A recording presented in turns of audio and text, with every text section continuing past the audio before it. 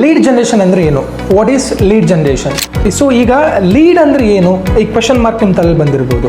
Lead ಅಂತ ಹೇಳಿದರೆ ಆ ಪರ್ಟಿಕ್ಯುಲರ್ ಪರ್ಸನ್ನ ಡಾಟಾ, ಅವರ ನೇಮ್ ಇರ್ಬೋದು, ಇಂಟ್ರೆಸ್ಟ್ ಇರ್ಬೋದು, ಬಿಹೇವಿಯರ್ ಇರ್ಬೋದು, ಅದಕ್ಕೆ ಟುಗೆದರ್ ನಾವು ಒಂದು ಡೆಮೋಗ್ರಫಿಕ್ ಕ್ಯಾರೆಕ್ಟರ್ ಅಂತ ಕರಿತೀವಿ, ಅದಕ್ಕೆ ನಾವು ಲೀಡ್ ಅಂತ ಕರಿತೀವಿ.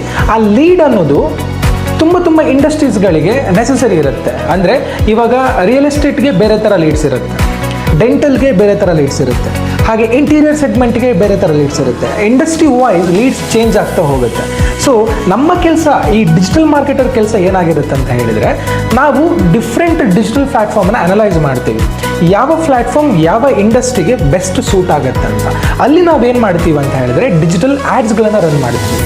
ಅದಕ್ಕೆ ಸಪ್ರೇಟ್ ಆದ ಒಂದು ಲ್ಯಾಂಡಿಂಗ್ ವೆಬ್ ಪೇಜನ್ನು ಬಿಲ್ಡ್ ಮಾಡ್ಕೊಳ್ತೀವಿ.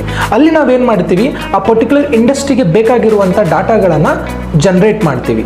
ಆ ಡಾಟಾ ಅನ್ನೋದು ತುಂಬ 99% ಹೈ ಕ್ವಾಲಿಟಿ ಡಾಟಾ ಆಗಿರುತ್ತೆ. ಸೊ ಇನ್ 1% ಅನ್ನೋದು ಆ ಡಾಟಾ ಬಂದ ಮೇಲೆ ನಾವು CRM ಹ್ಯಾಂಡಲ್ ಮಾಡುವಂಥ ವೇಲಿರುತ್ತೆ.